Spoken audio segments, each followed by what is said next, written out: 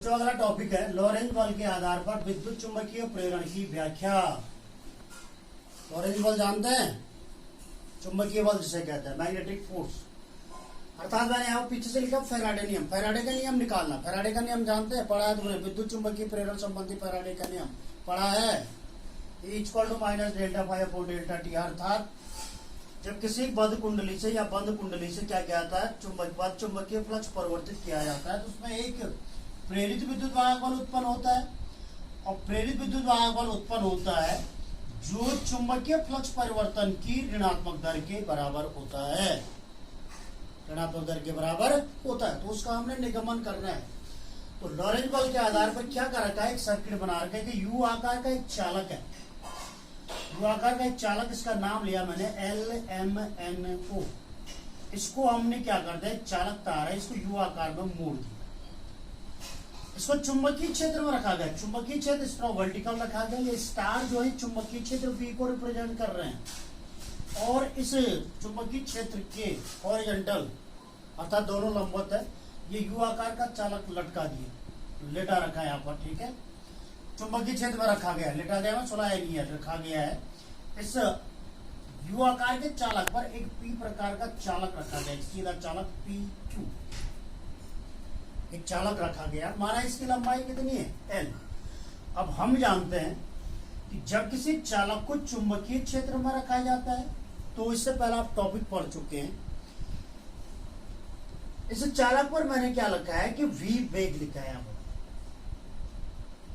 अर्थात इस PQ चालक को इस चुंबकीय क्षेत्र में V वेग से गतिशील कराया जाएगा। चुंबकीय क्षेत्र में आगे पीछे खिसकाया जाएगा। तो यहाँ पर आगे की ओर तीर का निशान है, इसका मतलब इसको चुंबकीय क्षेत्र में दाईं ओर गतिमान कराया जाता है। और जब चालक गतिमान होगा तो चालक किससे मिलकर बना होता है, मुक्त इलेक्ट्रॉनों से।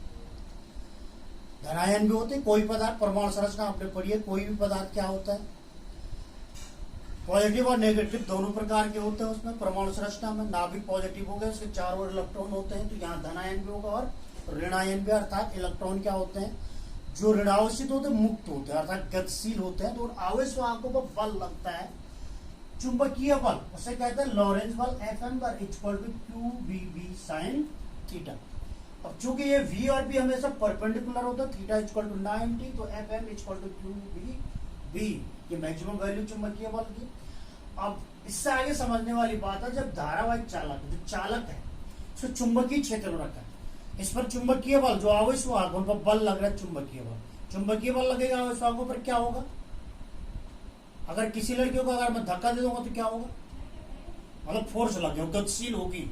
दिमाग की बात है, गतिशील होगा। गतिशील होगा तो वही चीज यहाँ पर, जब आवेश वाहक पर क्या लगेगा, बल लगेगा, तो वो क्या होगा, गतिशील होगा। गतिशील होगा तो आवेश वाहक क्या ले जाएगा अपने साथ, आवेश ले जाएगा, तो क्या प्रवाहित होगी, धारा। अर्थात ये जो चालक हो जाएगा, ये धारावाही चालक कहलाएगा। क्या कहलाएगा, धारावाही चालक। इसमें धारा प्रवाहित हो रही कितनी है, I एम्पियर की। तो धारावाही चालक होगा, तो धारावाही चालक को चुंबकीय क्षेत्र रखने पर क्या होता है, बल लगता है।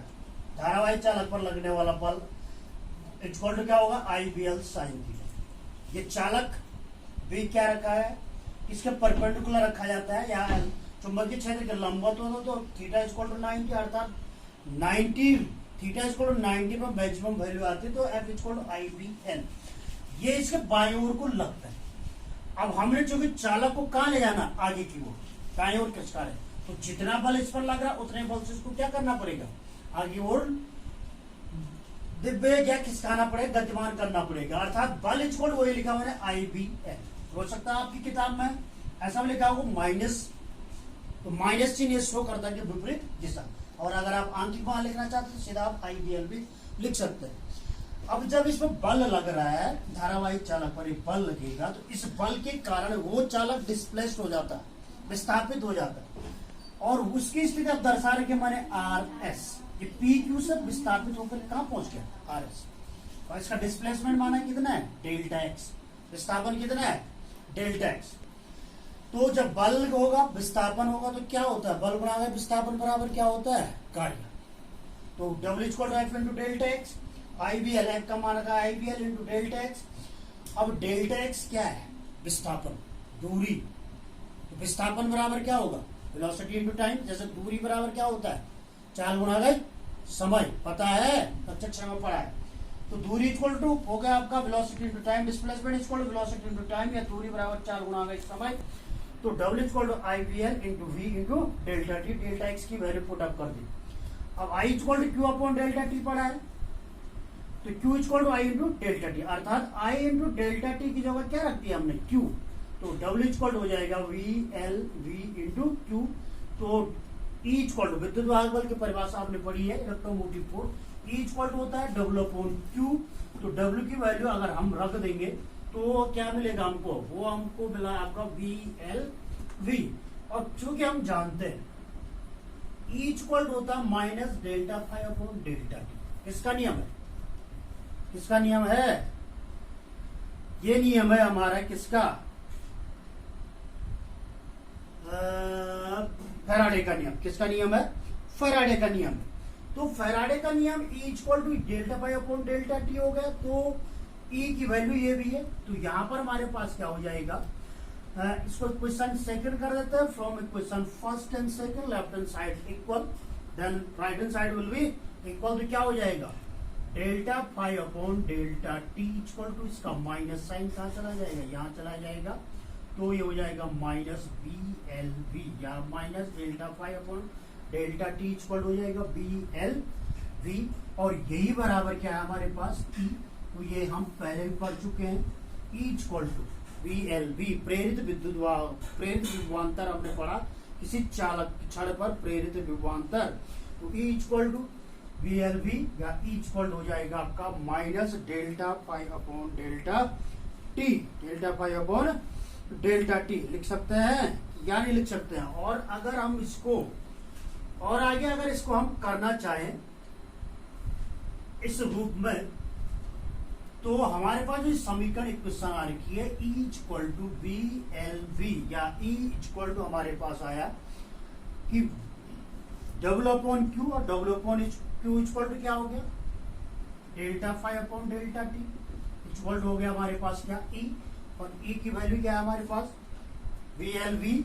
तो बी एल और वी, वी का मतलब हो गया, अगर मैं इसको ऐसा लिख दूं, V L into delta V upon delta T, delta V upon delta T, delta V upon delta T, sorry V को लिखो delta X upon delta T. Velocity equal to दूरी, डिस्प्लेसमेंट अपॉन टाइम, जो भी थोड़ी देर पहले बताया था मैंने। तो हमारे पास क्या हो जाएगा, ई इक्वल टू हो जाएगा delta five upon delta T equal हो जाएगा, ये हो गया हमारे पास क्या, V L V, V L V. और V L V equal to क्या होता है, ई, और ई इक्वल टू कितना हो गया, minus delta five upon delta T. इसको ऐसा भी कर सकते हैं, अर्थात लॉरेंज बल के आधार पर विद्युत चुंबकीय प्रेरण की व्याख्या। विद्युत चुंबकीय प्रेरण का नियम क्या होता है कि E equal to minus delta five upon